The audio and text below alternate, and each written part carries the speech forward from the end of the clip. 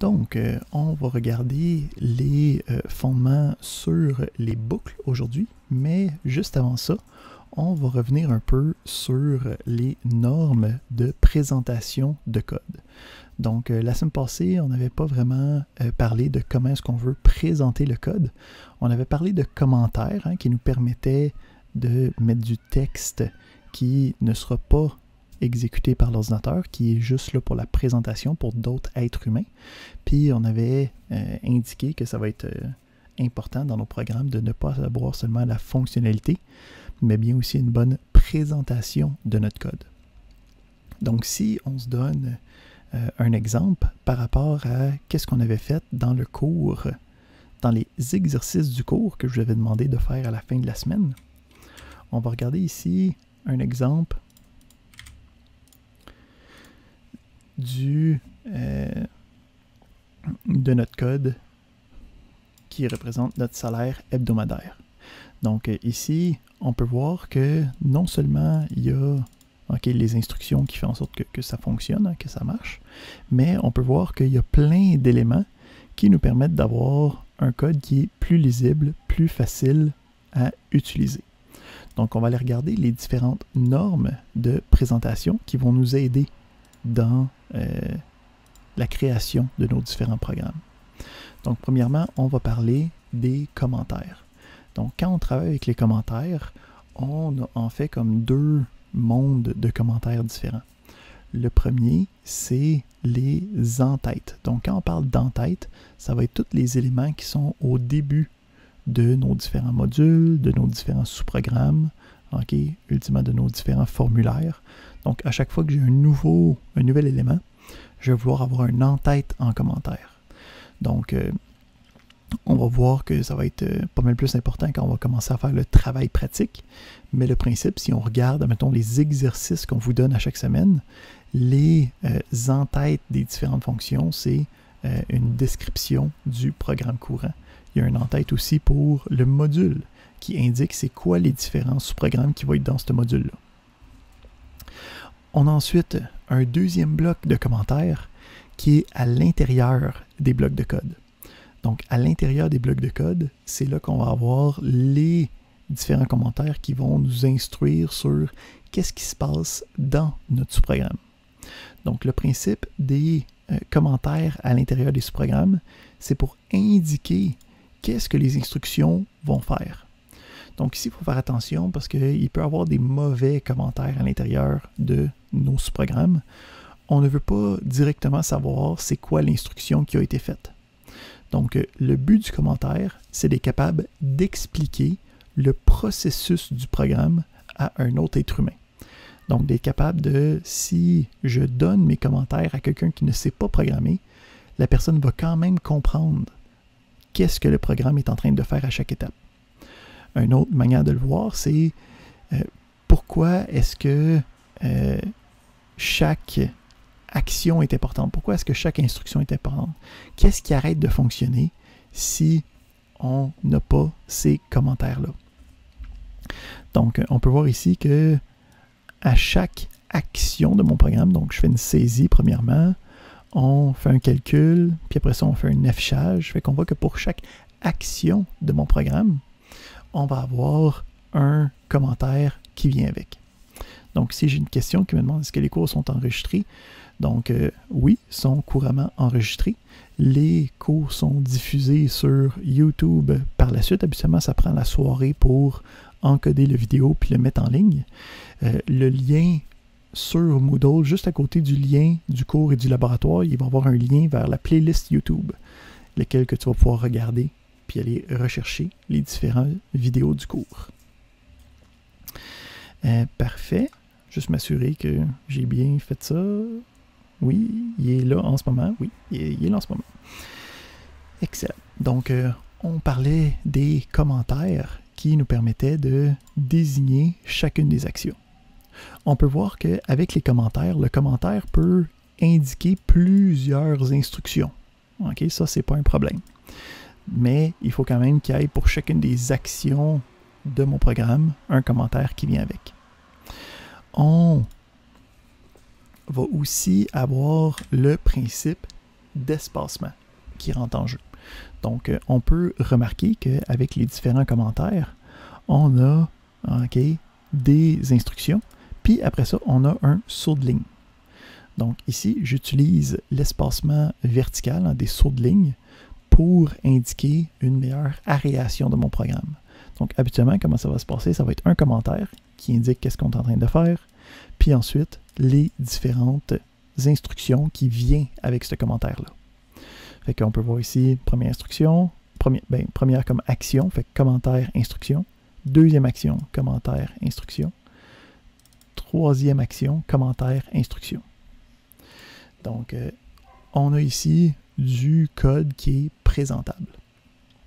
On a aussi l'indentation horizontale qui est disponible.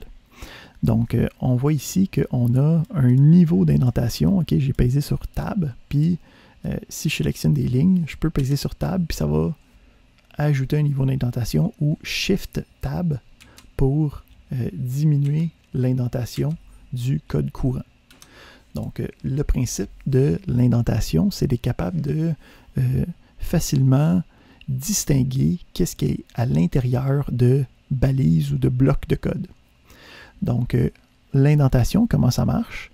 C'est à chaque fois qu'on a quelque chose qui a un début et une fin, donc une balise de départ et une balise de terminaison, tout ce qui va être à l'intérieur de ces deux balises-là va avoir un niveau d'indentation additionnel à celui qui est déjà. Donc, on a un sub, on a un end sub, tout ce qui est à l'intérieur a un niveau d'indentation. Si ensuite on a ici la conditionnelle if, le si, on a le end if, donc on a ici le if, le else, puis le end if qui font partie de la structure de base. Puis après ça, les différents blocs qui peuvent être exécutés, dépendamment si la condition est bonne ou pas, comme on l'a vu la semaine passée, ben, chacune de ces instructions-là va avoir un niveau d'indentation additionnel par rapport à qu'est-ce qu'on a fait. Finalement, on a une dernière pratique importante qui est les noms significatifs. Donc, à chaque fois qu'on va déclarer une variable ou un nom de ce programme, on va vouloir y donner un nom significatif. Ça veut dire qu'on va avoir quelque chose qu'on peut reconnaître puis qu'on est capable d'identifier sans travailler. Donc, des noms significatifs, ça veut dire que c'est le nom complet. On va utiliser ici le Pascal case ou le Camel case, dépendamment de sur quoi on est en train de travailler. Donc, les sous-programmes commencent avec le nom en majuscule, puis les éléments, les variables commencent avec une lettre en minuscule, puis il y a des changements à l'intérieur. Ici, il y a d'autres conventions, d'autres nomenclatures. Des fois, tu peux utiliser le underscore pour le nom, ici, comme ce que j'ai fait dans l'exemple. Mais ça, c'est qu'est-ce que nous, on va vous demander dans le cours.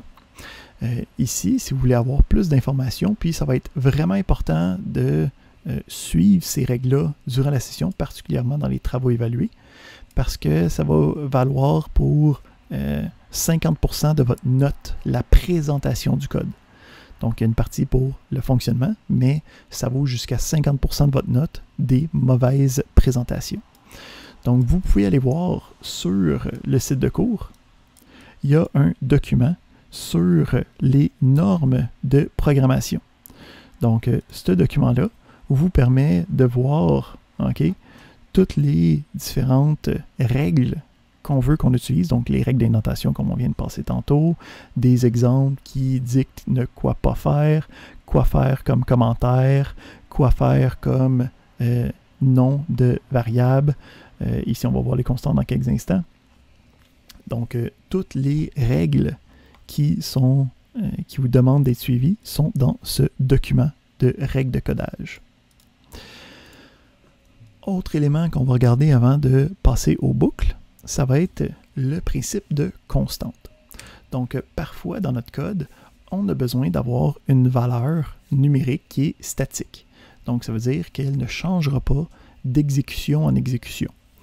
Quand c'est le cas, on va vouloir créer ce qu'on appelle une constante. Donc, une constante, c'est comme une variable. Donc, c'est le même principe, dans le sens qu'on a un nom, on a un type, on a une valeur, mais elle ne pourra pas changer après une assignation initiale.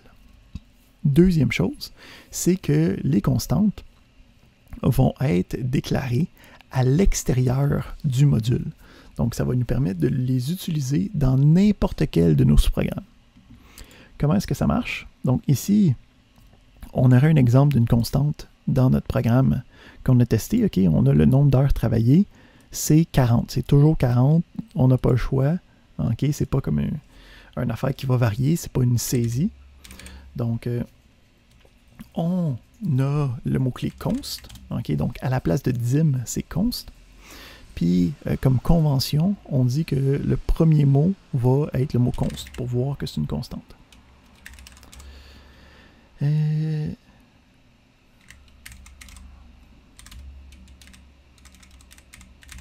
qu'on a le nom de la variable. Puis après ça, on lui donne un nom. Puis celui-là, puisque ça a le droit d'avoir juste une assignation, on va avoir une assignation à même l'élément. Là, on peut voir ici que ça détecte qu'il y a une séparation entre les deux. Fait que lui, il met une ligne, c'est pas moi qui l'écris. Cette ligne-là est automatique. Puis à partir de là, je peux utiliser cette valeur-là à la place de l'utilisation de la constante. Chose intéressante ici, on va voir qu'on a un nombre limite de colonnes. Moi, en plus, j'ai augmenté ma taille de police. Là. Mais quand on a des instructions qui dépassent, on peut utiliser le underscore comme étant un saut d'instruction. OK? Puis je peux continuer l'instruction sur l'autre ligne. Donc, ça se peut que vous avez vu ça dans les notes. Il y a le underscore qui permet de faire le saut d'une instruction sur une autre ligne. Excuse-moi, rapidement. Oui. Quand tu fais l'underscore, après tu fais juste enter puis ça s'en va à l'autre. Exactement. Il faut faire attention que le underscore ait un espace avant et pas rien après pour faire le enter. Ok, parfait. Sinon, parce que si, mettons, je le colle, ok, ça devient problématique.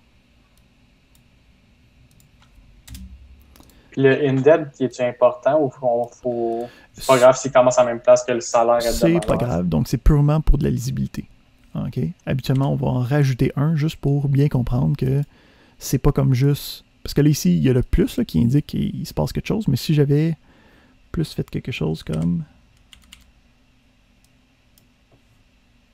ça, c'est pas mal moins visible que ça, c'est la même instruction que l'autre. Donc, habituellement, quand on fait un saut, on va aussi rajouter un niveau d'indentation pour bien voir que c'est le même élément qui vient avec.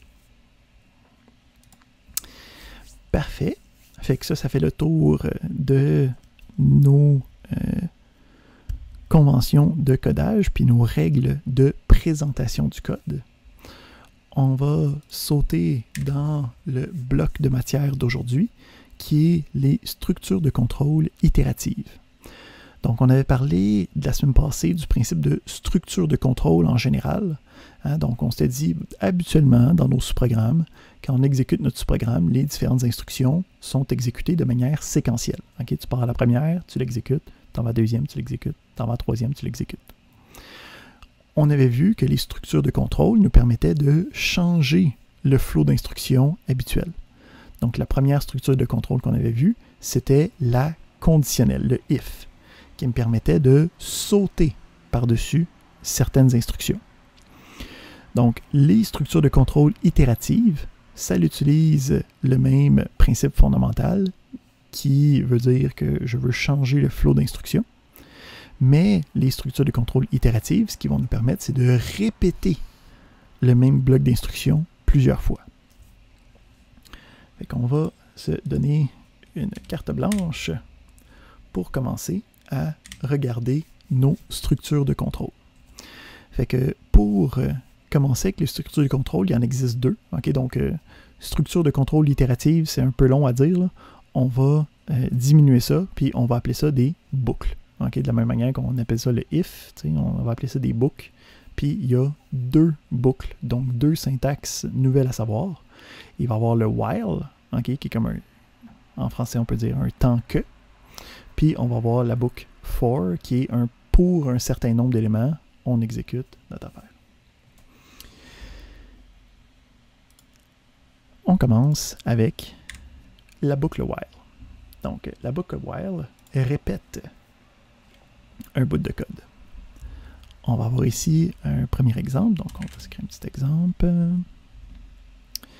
On va appeler ça...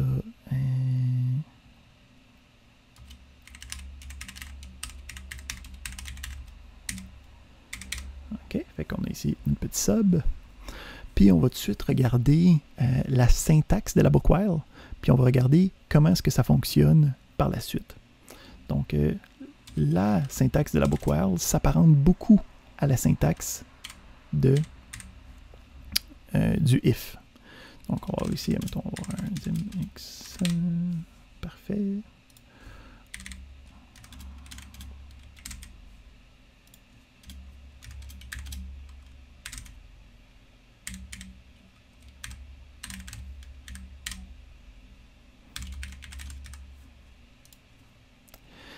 Donc, on a ici la syntaxe du while. Donc, la syntaxe du while nous demande d'avoir, bon, le mot-clé while, il est en bleu, c'est un mot réservé, c'est obligé d'avoir ça. Ensuite, on a une condition, donc une expression booléenne, donc quelque chose qui va donner vrai ou faux. Donc, on avait vu que les expressions booléennes, on pouvait utiliser les opérateurs relationnels, donc plus petit, plus grand, différent de, est égal, pour nous donner des choses qui sont vraies ou faux. Puis après ça, on a le message box qui va afficher le contenu. Donc, les instructions qui vont se passer à l'intérieur de la boucle. Donc, comment est-ce que ça marche la boucle while? Ça va regarder la condition. Si la condition est vraie, ça va exécuter le contenu du bloc d'instruction. Si la condition est fausse, ça va sauter par-dessus le bloc d'instruction. Donc, en fait, jusqu'à présent, c'est exactement comme le if. Là, la question, c'est quoi qui est différent? Donc, qu'est-ce qui est différent? C'est si la condition est vraie, si on exécute les instructions, ce qu'il va faire quand il va être rendu à la fin, il ne va pas continuer normalement. Il va revenir en arrière, puis il va réexécuter. Okay? Il va re-regarder la condition de nouveau, puis il va réexécuter le bloc d'instruction à l'intérieur. Donc, tant que, c'est de là que vient le nom while, tant que la condition est vraie, on exécute le contenu du message box. Ben, on exécute le contenu de la boucle et du message box. Là, ici, je ne vais pas essayer de rouler ça tout de suite parce qu'on va avoir un petit problème. En fait, on va exécuter ça comme ça. On va avoir un petit problème. Parce que si je regarde ici puis j'essaie de faire la trace, OK? Donc, en fait, je vais faire la trace en mode débogage. Puis on va voir qu'est-ce qui se passe. Donc, quand on a des problèmes avec notre programme, notre sous-programme, on peut aller dans le mode débogage, puis aller avec l'option Step Into. Donc, le Step Into va me permettre de voir chaque opération une à une, puis on va pouvoir voir aussi l'évolution des différentes variables. Donc, ici, on va aller dans le mode debug, puis je peux faire le Step Into. On peut aussi avoir le menu ici qui est disponible. S'il n'est pas disponible, tu peux toujours aller chercher dans ton menu d'affichage, dans les différentes barres outils, les différents toolbars, puis on a un sous-menu debug. Donc, on peut aller voir qu'est-ce qui se passe avec notre boucle ici. On commence, on est au début. Ce qui est intéressant, c'est qu'ici, on a aussi une liste des différentes variables locales, donc les différentes variables qui sont utilisées dans mon programme. Encore une fois, si ça, c'est pas là par défaut, on peut aller dans le View, puis on peut aller dans les variables locales. Une fois qu'on a ça, on peut aller regarder, puis aller voir les instructions une à une. Hein. Donc là, on recommence. On dit, je mets x est égal à 5. Parfait. Là, on peut voir ici que le x a changé à 5. Puis ensuite, on a notre première condition. Est-ce que x est plus petit que 10? Ben, 5, est-ce que c'est plus petit que 10? Carry the one, divisé par 10 000. Oui, c'est vrai. Okay? Donc, qu'est-ce qui arrive? On rentre à l'intérieur de la boucle, puis on va exécuter le message box. Qu'est-ce qui se passe après? Ben, puisque j'ai exécuté les instructions à l'intérieur, je vais revenir au début de ma boucle, puis je vais tester ma condition de nouveau. Donc, ici, si je fais ça, ben, OK, x est encore plus petit que 10 parce que x est encore 5. Fait que ça réexécute mon message box. Puis là, on peut voir en fait que je suis pogné dans une boucle infinie dans mon programme. Là, c'est facile, je peux cliquer sur le bouton Stop, OK? Mais dans le cas où on n'a pas fait la chose en mode débogage, on peut utiliser Stop. Le Stop me permet d'être avec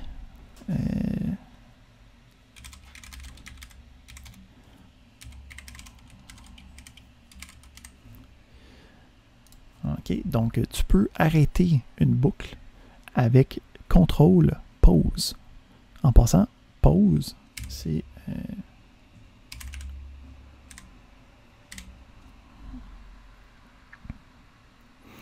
fait que ici, le pause, il est comme sur ton clavier, là.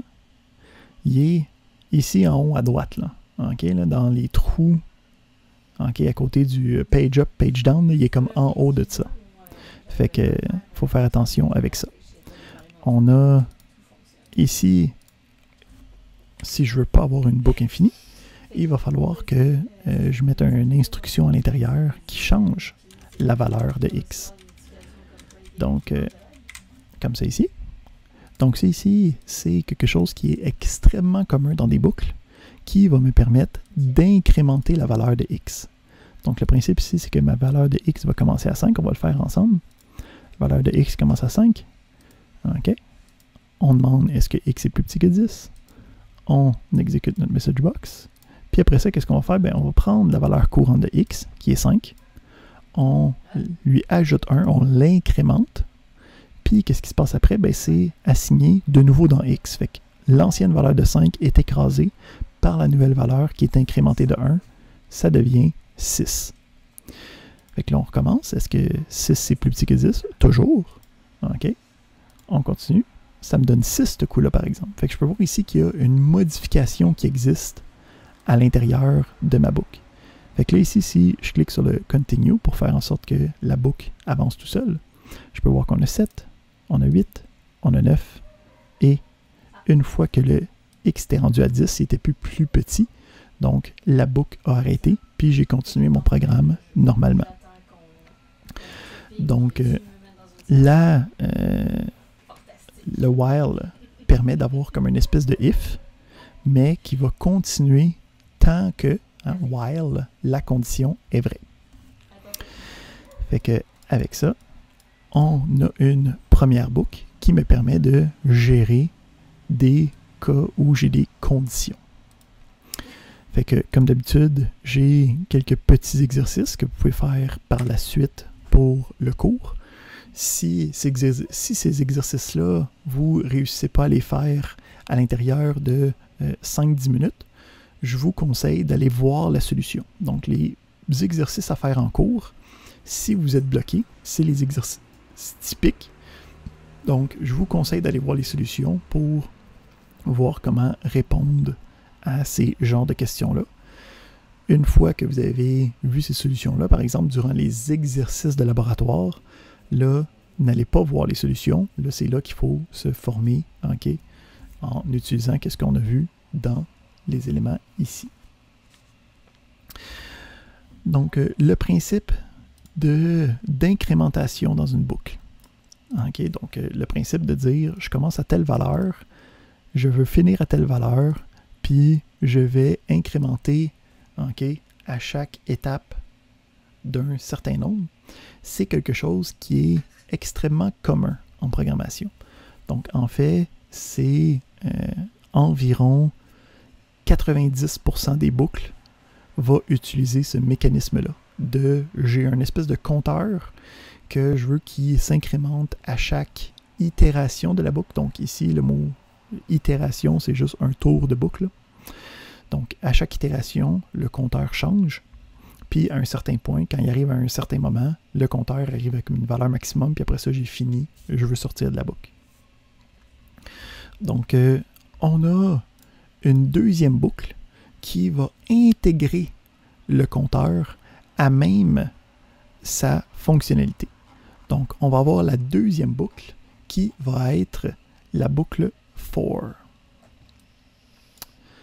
Donc, la boucle for va me permettre de faire le même principe que la boucle while. Okay? Donc, être capable de répéter des instructions plusieurs fois, mais à la place d'avoir une condition qui me permet de dire est-ce que je continue ou pas, je vais avoir un compteur qui va décider, okay, je suis rendu à quelle itération, puis c'est le compteur qui va décider il y a combien d'itérations. Qu'est-ce qui est intéressant, c'est que ce compteur-là, cette variable-là qui s'incrémente à chaque itération de la boucle, je vais pouvoir l'utiliser dans la boucle. Fait qu'on va aller ici faire quelques exemples avec ça.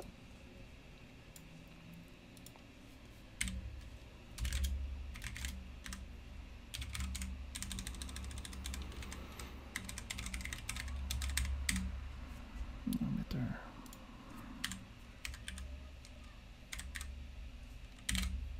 OK. Fait ici, je vous ai parlé au début du cours qu'il faut avoir des noms significatifs pour nos variables, pour nos sous-programmes, pour nos modules, pour tout. Donc, on a ici quelques conventions, par exemple, qui nous permettent de prendre des raccourcis. Donc, quand je veux avoir une variable qui va être utilisée pour un compteur, je peux nommer cette variable i. Donc, quand j'ai une variable qui s'appelle i, je sais par convention, puisque tout le monde fait la même chose, que ça va être une variable pour un compteur. Si j'ai besoin d'une deuxième variable pour un compteur, je peux utiliser j. Okay? Donc, c'est i. Après ça, j'ai j. Deuxième variable pour un compteur, j'ai j. Si j'ai besoin d'une troisième variable pour un compteur, je peux utiliser k. Hein? C'est i, j, k. Puis si j'ai besoin d'une quatrième variable pour un compteur, ben là, pose-toi des sérieuses questions, puisque habituellement, tu ne devrais pas avoir besoin de 4 compteurs en même temps. Fait que comme on en a 3 par convention, puis après ça, il faut se poser des sérieuses questions de pourquoi est-ce qu'on a besoin de compteurs. Fait qu'on a une variable qu'on déclare à l'avance, puis cette variable-là va être utilisée dans la configuration de la book for. Fait que la book for commence avec le mot-clé for, okay, mot obligatoire, j'ai pas le choix. Ensuite, je vais avoir okay, le nom du compteur. Okay, donc ici, la variable que je vais utiliser comme compteur, c'est ma variable i. Ensuite, je vais avoir la configuration du compteur. C'est quoi les valeurs que je veux que ce compteur-là aille durant la boucle? Fait que je vais commencer avec une valeur initiale, puis je vais avoir le tout, donc jusqu'à, puis après ça, une valeur maximale. Fait qu'ici, on va avoir le for, obligatoire, nom du compteur. Le nom du compteur va être égal à de 1 à 10. Fait qu'ici, ça explique que cette boucle-là va avoir un compteur qui va être automatisé, qui commence à 1, puis qui va jusqu'à 10. On a ensuite la fin de la boucle, qui est indiquée avec le next, puis après le next, on va avoir le nom du compteur qui va être utilisé à côté. On va avoir à l'intérieur ensuite les différentes instructions que je veux avoir. Qu'est-ce qui est intéressant ici, c'est que le compteur de la book for va automatiquement être incrémenté à chaque itération.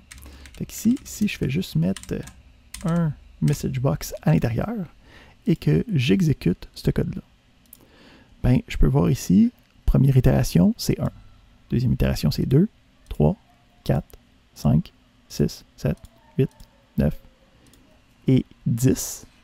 Puis après ça, ça va automatiquement continuer le programme normalement. Donc, le but de la book for, c'est d'automatiser l'utilisation de compteurs quand on a une boucle à faire.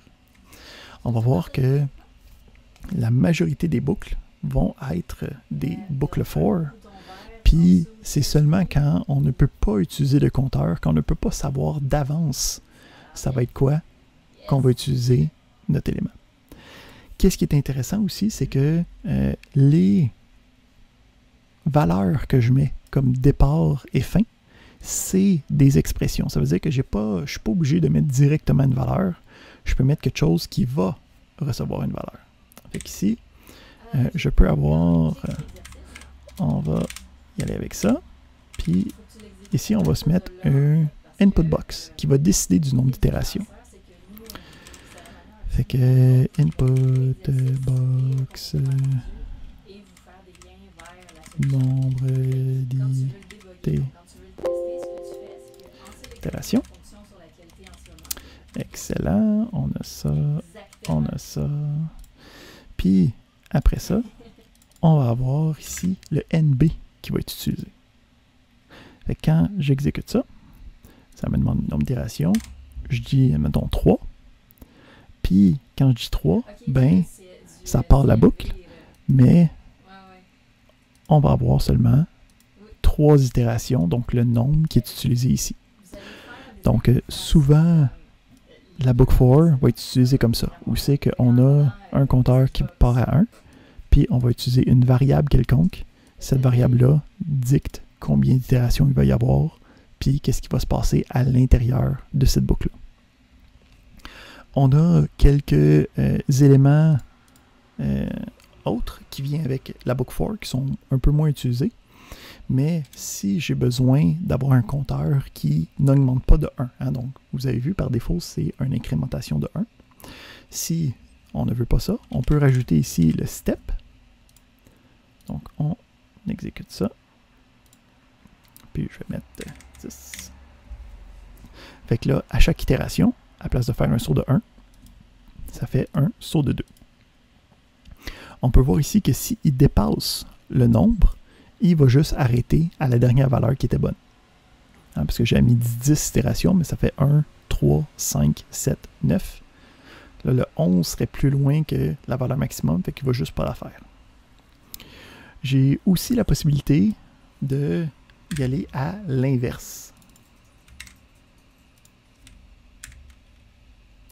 Donc, si ma valeur initiale est grande, ma deuxième valeur est plus basse, j'ai le droit d'avoir des sauts, des steps négatifs. Donc, j'ai ici mon aimant. Si j'essaye de mettre 10, j'ai 10, 8, 6, 4, 2, puis pas 0, parce que mon minimum, ma dernière valeur, c'était 1. Donc, je suis capable d'avoir des fonctions qui me permettent de travailler avec ça. Juste pour se donner un petit peu, on va essayer un petit numéro ensemble, donc qui va démontrer comment travailler avec ces éléments-là habituellement. Donc, on va regarder ici le numéro qui nous demande de calculer la somme des nombres de 1 à n. OK, donc le principe ici, c'est si je rentre 5,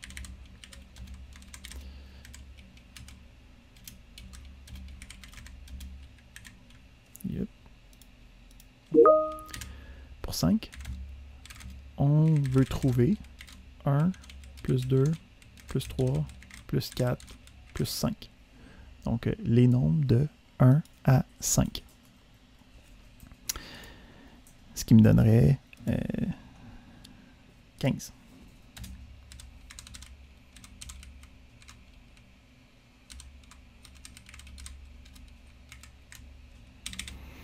Donc, comment est-ce que j'écris ça dans un programme? Bon, on se fait un petit...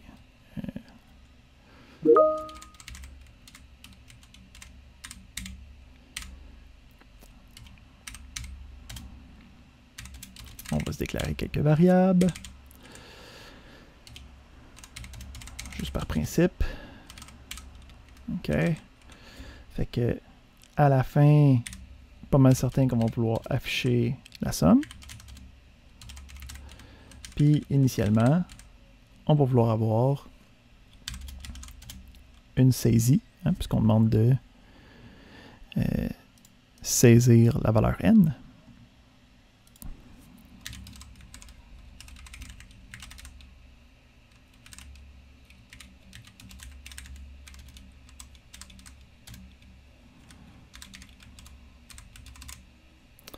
Puis là, entre les deux, il faut que j'aille quelque chose qui me permette de calculer la valeur de n. Ben, la somme de 1 à n. Donc, pour être capable de faire ça, il va nous falloir, OK, Puis là, laissez-moi être méta un petit peu, là, hein? On est en train de voir des boucles, il va nous falloir une boucle. Hein? Ici, le principe, c'est qu'on va répéter l'opération d'addition plusieurs fois. Hein? Donc, on va essayer de répéter l'opération d'addition un n nombre de fois. Fait qu'on va avoir une boucle. On va se créer un compteur. On va le déclarer ici. Puis lui, il va falloir faire combien de fois l'addition? Ben, il va falloir faire un plus 1, un plus 2, un plus 3, un plus 4, un plus 5. Ben, si ça serait jusqu'à 7, il faudrait aussi faire le plus 6, le plus 7. Si ça va jusqu'à 10, il faudrait... Fait qu'il va faire n additions par rapport à notre élément. Fait qu'il va aller de 1 à n. On construit le reste. Donc, on a le for, on a le compteur, on a le égal, on a la valeur de départ, on a le tout, on a la valeur de fin.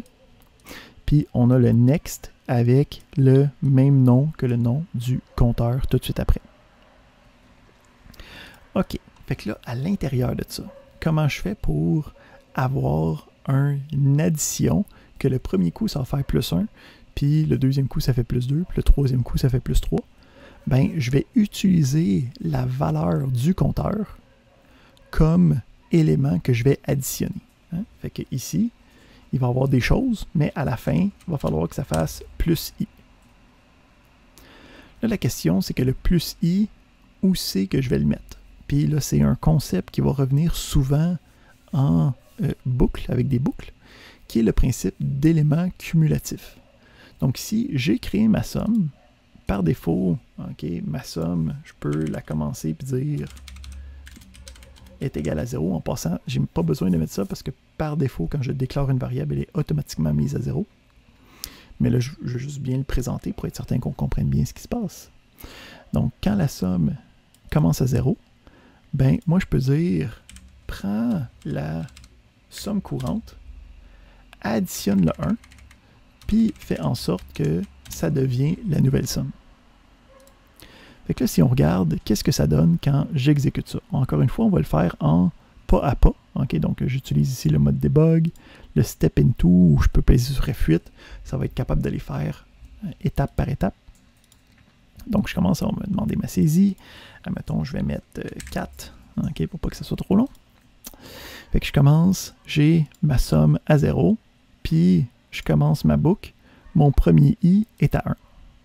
Fait que là, qu'est-ce qui se passe? Ça va prendre ma somme, qui est à 0, plus i, c'est mon 1, puis ça va devenir la nouvelle somme. Fait que ma nouvelle somme va devenir 1. Fait que là, j'ai réussi à faire mon plus 1. Là, je reviens, on voit que mon i a incrémenté automatiquement, ok?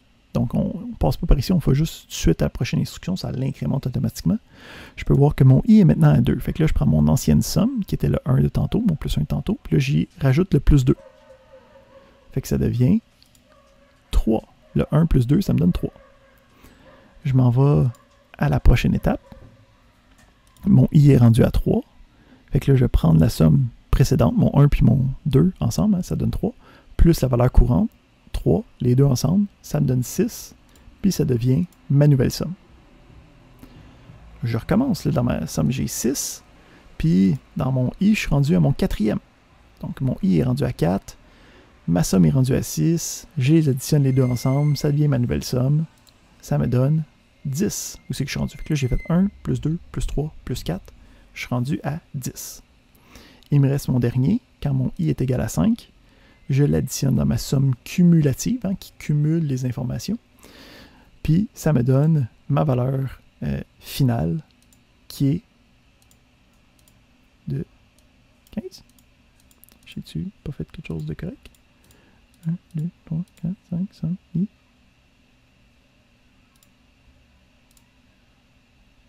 J'ai-tu mal calculé? Non, 5. Ah oui, non, j'ai mis 4. Si je mets 5, ça me donne bien 15. Phew, mon honneur est sauvé.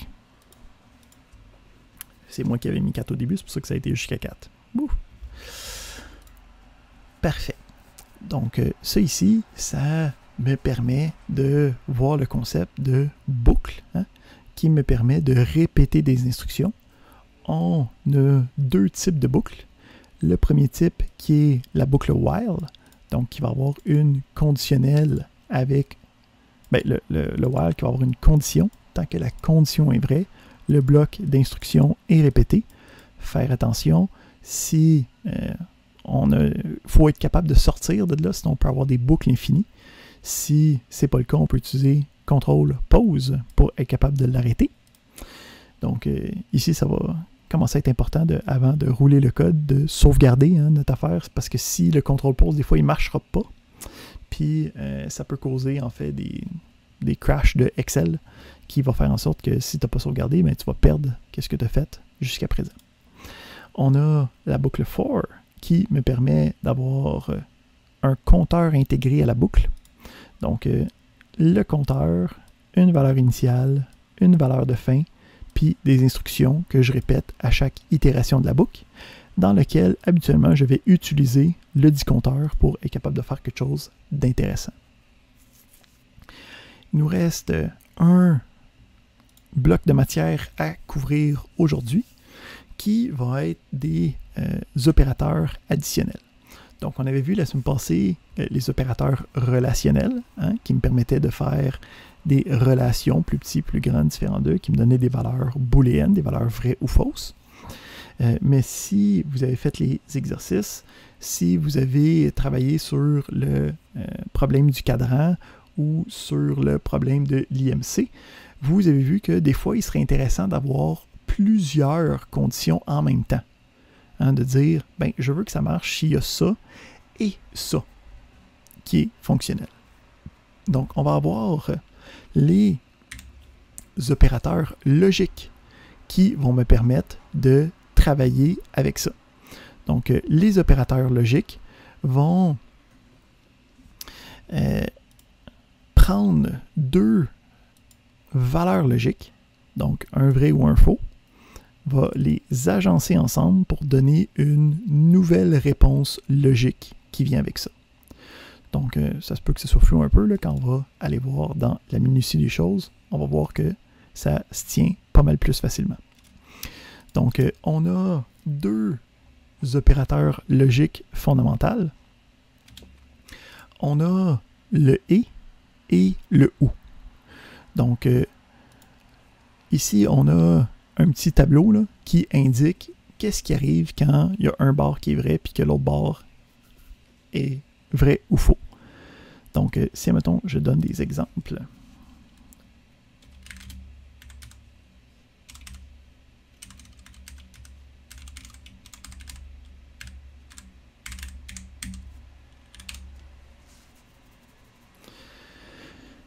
Fait que le principe, c'est que les opérateurs logiques marchent sur des opérandes logiques. Donc, à gauche et à droite, il faut que ça soit quelque chose de vrai ou faux. Fait que nous autres, on a vu les opérateurs relationnels, on va regarder ça.